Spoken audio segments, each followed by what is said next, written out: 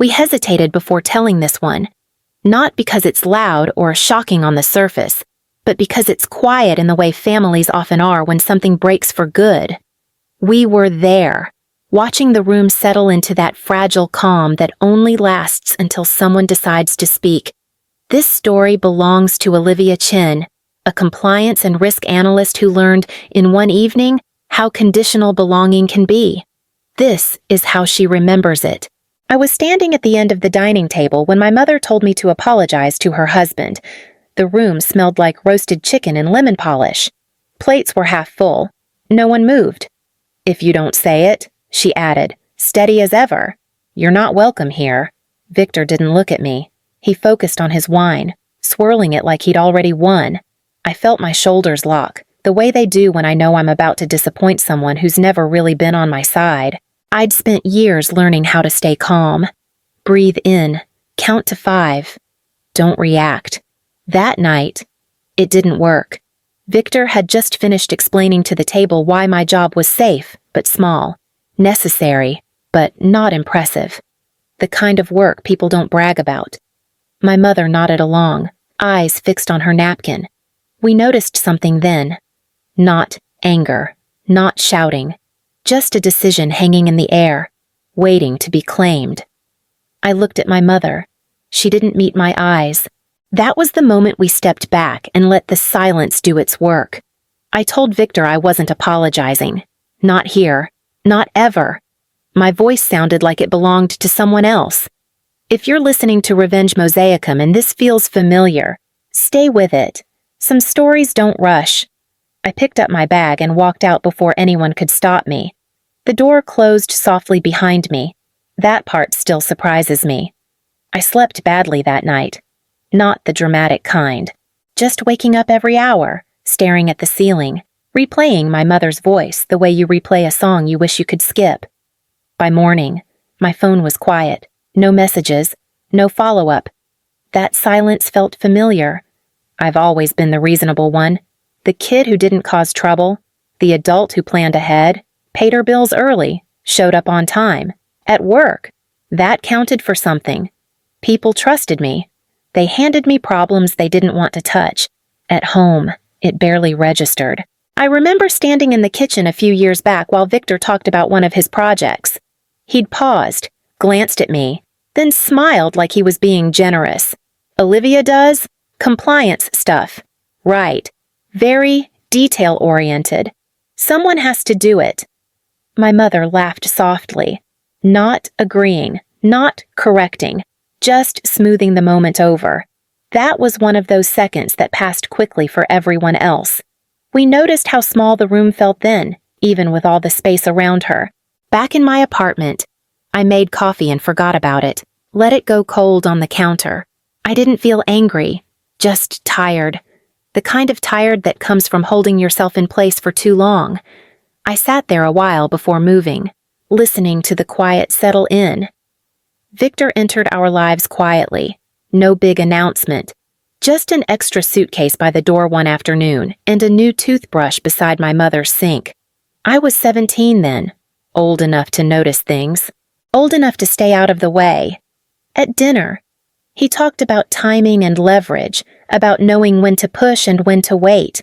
He spoke like every sentence was advice, even when no one asked for it. Once, while my mother cleared plates, he glanced at my homework spread across the table, planning to do something practical with all that. The tone was light, almost friendly. I shrugged, kept my eyes down. My mother returned, set a dish between us, and changed the subject before it could land. That became the pattern. When I got into college, Victor congratulated me and added, "Just remember, ambition matters more than effort." My mother smiled like this was wisdom being passed down. We noticed how she leaned toward him when he spoke, the way people do when they're choosing alignment. I learned early what worked. Don't argue, don't correct, don't take up space that wasn't offered. It kept the peace, mostly. But some nights, lying in bed, I'd replay his words and feel something tighten, not anger, something quieter, like learning which parts of yourself to fold away to make a room feel calmer. By the time I moved back to Texas after grad school, Victor's comments had settled into something predictable. Family dinners, holidays, random Sundays, same rhythm. He liked to wait until everyone was seated, forks moving, glasses half full. Then he'd lean back and scan the table like he was hosting a meeting. So, he'd say, looking at me, still buried in spreadsheets. A smile followed. Easy. Public. I'd answer with something neutral. It's steady work. That word again. Steady. My mother would jump in fast. Olivia's very good at what she does. Then, softer. You know how Victor jokes. He always laughed after that, like the moment had been resolved properly. Once, during Thanksgiving, he raised his glass and said, "Every family needs someone who keeps the rules straight." His eyes flicked toward me. Not glamorous, but necessary. A few people chuckled. Someone changed the subject. We noticed how no one looked directly at her after that, the way attention slid off instead of landing. I learned to pace my reactions, keep my face loose, don't give him anything to push against. Later, alone in my car, my hands would still be tight on the wheel. The silence afterward always felt louder than the jokes themselves. The invitation said business casual, which meant Victor wore a jacket anyway. The house looked staged, candles lit but untouched, music low enough to feel intentional. 15 years, my mother announced as people settled in. She sounded proud, tired, too. I took the chair near the end of the table. It felt safer there. Plates clinked. Someone asked Victor about his latest project. That opened the door. He talked the way he always did, like every detail was proof of something bigger. Numbers, timelines, how hard it was to manage people who didn't think ahead. Heads nodded. Glasses refilled. Then his attention shifted. "Olivia," he said, stretching my name slightly. Still with that compliance firm, I nodded. "Yeah, same team, reliable," he added. "That's your thing." My mother smiled. Quick and practiced. "She's moved up. Senior role now." Victor raised his eyebrows. "Good for you." A pause. Though I imagine it's all rules and reports. Not exactly leadership. The table quieted. Not fully. Just enough. I felt my jaw tighten. Years of swallowing responses lined up behind my teeth. I took a breath and kept my voice even. "It's more responsibility than it sounds." He waved a hand. "I'm sure. Someone has to mind the guardrails." We noticed how no one interrupted, how the moment was allowed to stretch just long enough to land. My mother cleared her throat. "Victor, let's not turn this into shop talk." He leaned back, satisfied, just making conversation. I stared down at my plate. The food had gone cold. I didn't touch it. The room felt smaller than it had when I walked in, like the walls had shifted without anyone noticing. Across the table, my mother avoided my eyes. The candles burned low, untouched, doing exactly what they were meant to do. Victor didn't stop after that. He never did. He took a sip of wine, glanced around the table, then back at me like he was inviting agreement. "Don't get me wrong," he continued, voice smooth. "There's value in what you do. Stability, structure. Some people are built for that. Some people..." My mother shifted in her chair, not enough to interrupt, just enough to show she was listening. I felt something settle in my chest, not panic, not anger, more like clarity, arriving late but firm. He wasn't teasing. He was placing me, making sure everyone understood where I belonged in his version of the room. I set my fork down. The sound was small, but it carried. "It's not just structure," I said. "It's accountability. When things go wrong, I'm the one asked to explain why." Victor smiled, the tight kind, and I'm sure that feels important. The pause that followed stretched longer than he expected. A cousin cleared her throat. Someone reached for water. We noticed how the air shifted then, how people stopped chewing, waiting to see if this would finally tip. My mother spoke. Careful. Let's just enjoy dinner.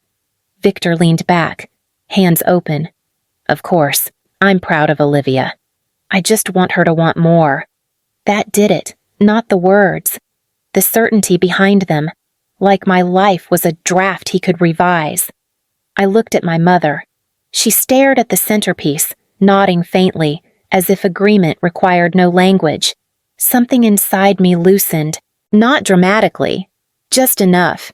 I'd spent years trying to stay reasonable.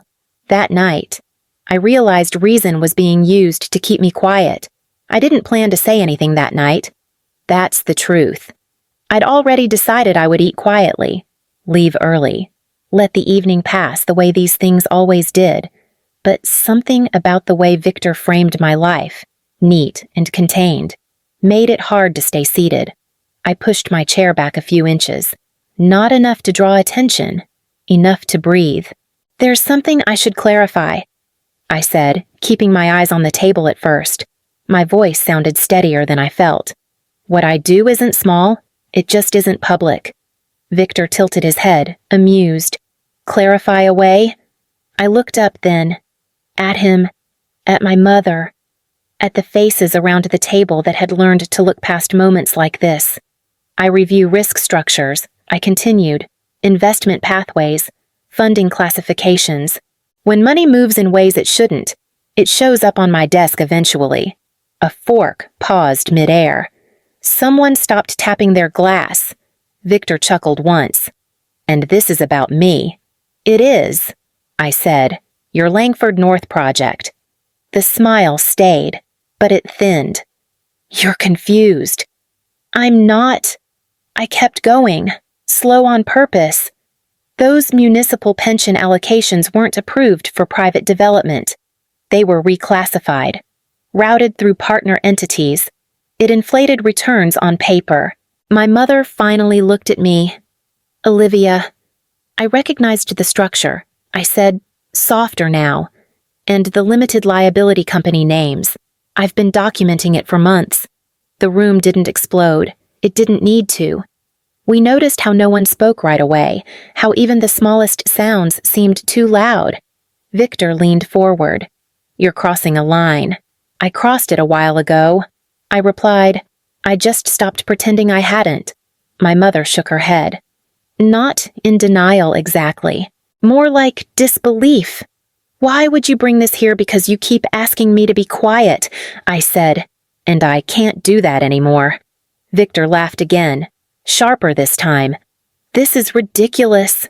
I reached into my bag and slid a thin folder onto the table. No theatrics, just paper meeting wood. My mother didn't open it. That was the moment everything changed. Not because of what I revealed, but because of what she refused to see. My mother pushed the folder back toward me with 2 fingers, like it might stain the table if she touched it too long. Why are you doing this here? She said. Her voice stayed even. That was what hurt. In front of everyone. Victor exhaled loudly, shaking his head. She's upset. Let's not indulge it. I waited for my mother to correct him, to say my name the way she used to when I was a kid and scraped my knee. She didn't. This isn't about embarrassment, I said. It's about what's right. She folded her napkin slowly, aligning the corners. Families don't handle things like this. You could have come to us first. I did. I answered. For years. Just not with paperwork. Her eyes finally met mine, and for a second I thought she might reach for the folder after all. Instead, she looked at Victor. He leaned in, gentle now. Grace. She doesn't understand how complicated these things are. We noticed how her shoulders relaxed at that, how quickly she settled into the familiar shape of standing beside him.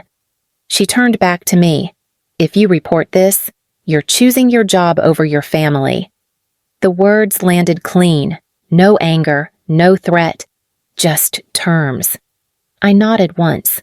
My hands felt steady, which surprised me.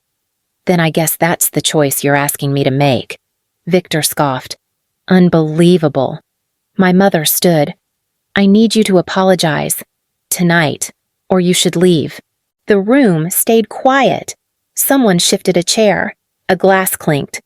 I picked up my bag and slid the folder back inside. I'm not apologizing. We noticed how calm she looked then, how the tension seemed to move away from her and into the room instead. I walked toward the door. My mother didn't follow. She didn't call my name. The door closed softly behind me. I stood there for a moment, hand still on the knob, then let go and stepped into the night. The fallout took time. Quiet time. Audits, interviews, paperwork that moved slowly, the way serious things do. I stayed in my apartment in Richardson, learned the creaks in the floor, the way the light hit the kitchen in the morning. I slept better than I expected. Work changed. Not dramatically, just steadier. People trusted me with harder things. I noticed I stopped flinching when my phone rang. I didn't hear from my mother for a long while. When she finally called, it was brief. Her voice sounded smaller. I should have protected you, she said. I leaned against the counter and listened to the hum of the refrigerator. I needed you to choose me, I answered. You chose peace instead. We didn't argue. We didn't fix it. The call ended gently. I started cooking again, inviting a friend over, leaving my shoes by the door without apologizing for the mess. Small choices that added up. What stayed with me wasn't the dinner or the folder or the silence after. It was the moment I walked out and felt lighter before I understood why.